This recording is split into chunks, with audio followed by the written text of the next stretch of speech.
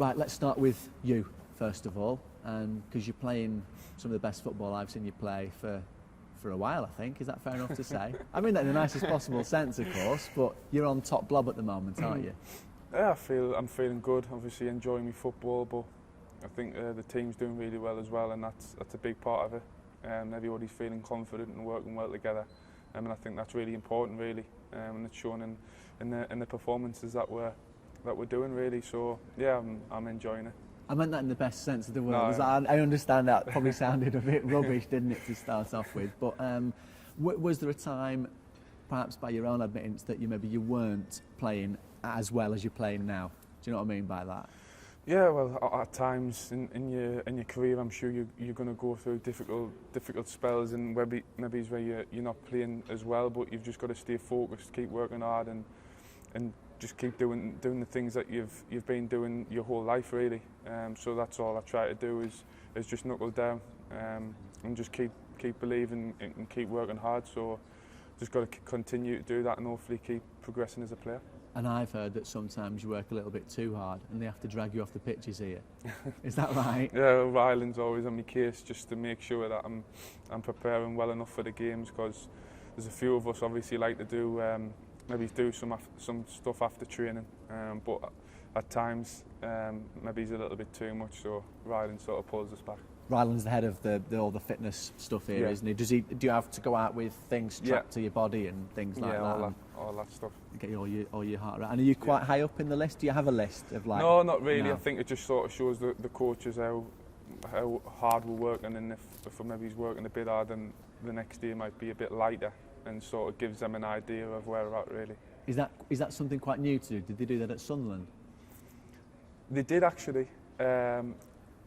It was on and off. I think at Sunderland it wasn't as here it's every day. I think at Sunderland it wasn't every day. I think towards the end it started to be every day, but no. I think everyone seems to be going that way, really, don't they? Yeah. Can I take you back to when you first came to Liverpool? Yeah. From being a Sunderland lad playing for Sunderland, I know you went out to Coventry for a while as well. What was it like when you had to effectively move away from home properly and come and live in a different part of the world? Yeah, well, it was obviously something to look forward to, new challenge, and I was obviously delighted to come to such a big club, so it was a big step for me. And yeah, I was settled in quite well. All the lads were brilliant, and the fans and around the city were fantastic, really. Because I love the football. Just it was pretty similar up the northeast, really. They're really passionate about football, so no, I seemed to settle in quite well, and yeah, went on from there. People talk about the pressure that price tags come with people as well. And I know whenever we used to talk with Kenny about this, and he'd always say, well, you don't pick the price tag, do you? It's the club, it's nothing to do with you and what have you. But does it have any effect on you whatsoever, thinking that you're worth X, Y or Z? Not really. As players, you tend not to think about that. Like you say, you don't make the figure up. That's just between the clubs, and you've just got to focus on becoming as successful and the best player you can be for yourself and for the club, really. So that's all that the players will focus on, and they'll not be bothered about the figure. And as long as I've ever known you, you've always been very positive and confident in your own footballing talent. Has there ever been a point where you maybe haven't felt that privately? Well, obviously there's times where I've been low. Obviously when you go home and with your family and stuff, maybe you're not in the best of moods at times, as I'm sure my girlfriend will tell you. But you've got to get on with it. That's part and parcel of being a footballer, really. You've got to deal with things like that, and you just channel your mind back to being positive and what you're trying to achieve, and start focusing again, and that's all I try to do. And does the fact that you've got a good, close family and friends that would very much keep you grounded as well, how much does that help? Yeah, that does help. I'm sure there's a lot of people, a lot of players under pressure at a young age, and maybe coming to a different club or coming through a big club. I think there's a lot of pressures, and if you haven't got the right people around you, that can become a problem. But thankfully for me, I've got enough people around us to keep us grounded, like you said. Let's look ahead to Southampton. They're the the team that sort of put that blip in the record at Anfield this season. It was a strange afternoon, that one. Just you didn't quite, not you personally, but Liverpool didn't quite click, and Southampton just pulled that header out of nowhere, didn't they? Yeah, it was a frustrating game really. Obviously didn't play our best football, but certainly didn't think we deserved to lose the game. But Southampton are dangerous. They're a very good side, and I'm sure that'll be the case at the weekend, especially with them being at home. So it'll be a difficult challenge, but we sort of owe them one after that. So we'll be looking there, going back for some revenge, I think. I seem to remember their manager hadn't been there that long when they came in, and they were just sort of getting a lift from that. Yeah. Was that maybe a kick up the backside for you guys as well, sort of a wake-up call? Did you need one, or was it literally just a blip? Because you've been doing all right before then, haven't you? Yeah, we've been doing well before that. And to be honest, in the game, like I said, didn't think we deserved to lose the game. But we just didn't play as well as we could have. But then after that, I think we bounced back straight away and started to go on a maybe a little run, I think. So that was the most important thing at that time, and another important game at the weekend. I seem to remember you were all absolutely livid when you came off. I don't think any. In fact, it might have just been you that came to talk to me that day. I think everybody was quite angry. Yeah. Talking of runs, everybody seems to talk about Louis and Daniel, don't they? But it would be, if Lewis plays in this one, his 100th Premier League appearance. I know we've probably run out of words to say about him, but he scored 64 goals in those 100, something ridiculous. Is that what it is? Yeah. Do you, when you see him training, when you see him on the pitch, do you still think that as well? Is he on a different planet? Yeah, there's some things he does. You think, has he just done that? Do you know what I mean? One of them. So at times he's phenomenal. The stuff that he can do. But the biggest thing for me is his just attitude and his desire to work and want to improve as a player every single day. He's always training his hardest. He's never had an easy day or a day off. He's always given his all, and I think that's the biggest compliment I can give him, really. He's so quiet as well. Never spoke. Is he the same with you guys, or is it just me? No, no, I think it's just the press, because he's all on his case. It threw me a bit though, to be fair. I had to lean over and listen to him. He's quite lively. He's all right. He's a good character to have. Daniel, on the other hand, 8 in a row that he's scored in now, and he's equalled the record for consecutive Premier League games. Right. 10 from Van Nistelrooy is the record as well. Okay. Whenever you go out there, he obviously thinks he can. In fact, he's just behind us now, isn't he? He obviously thinks that he can score when he goes out there. Do you have that belief in him as well? Yeah, I think so. I think that he is a natural goal scorer. Really, he gets himself in some great positions.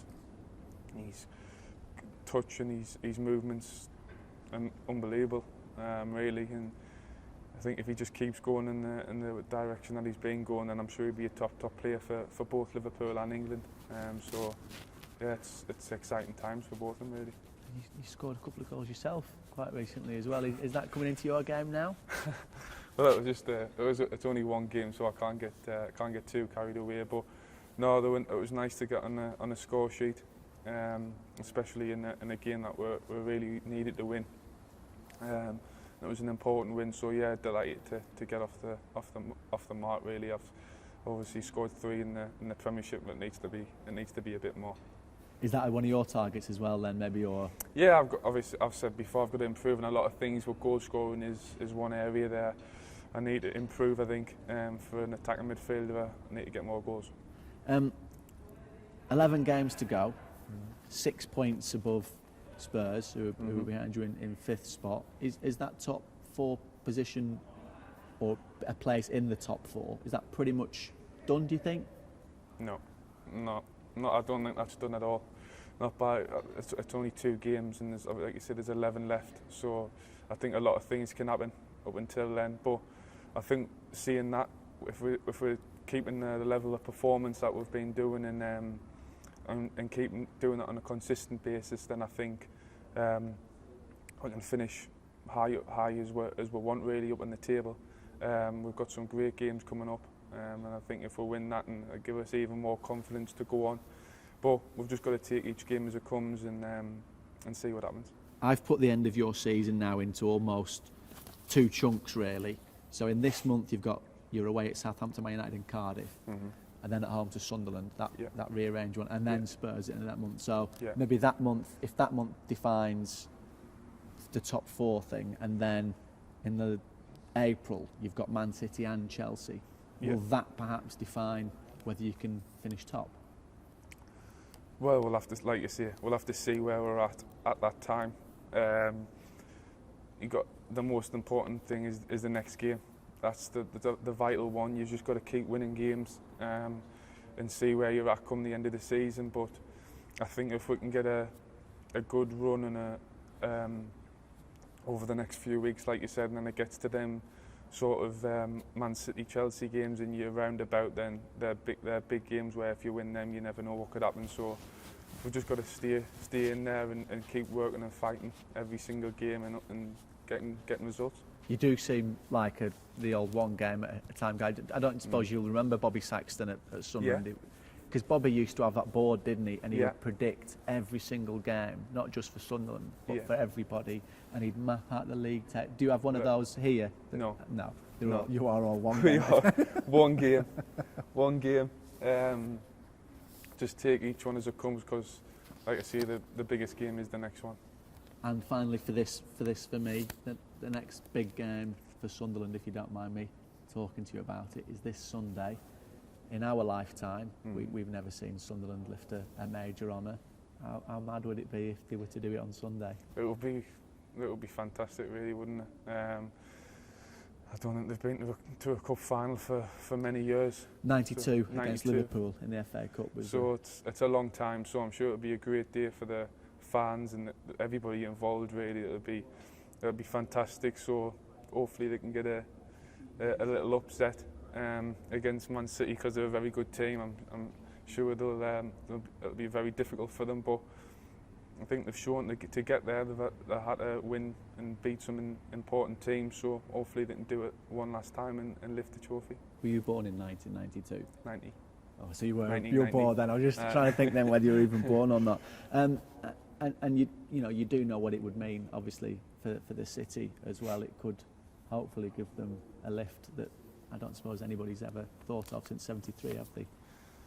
Yeah, so I think City will be going in. Obviously favourites to win, but anything can happen in the cup final. It'll obviously give them a lift if they do that, but I'm sure Sunderland will go there and they'll make it very difficult. They've got some good players, and they've been doing quite well. I mean, the last couple of results haven't been great, but they had a good little run, and in big games I think they've done well, so hopefully they can do it again. Cheesy chips all round.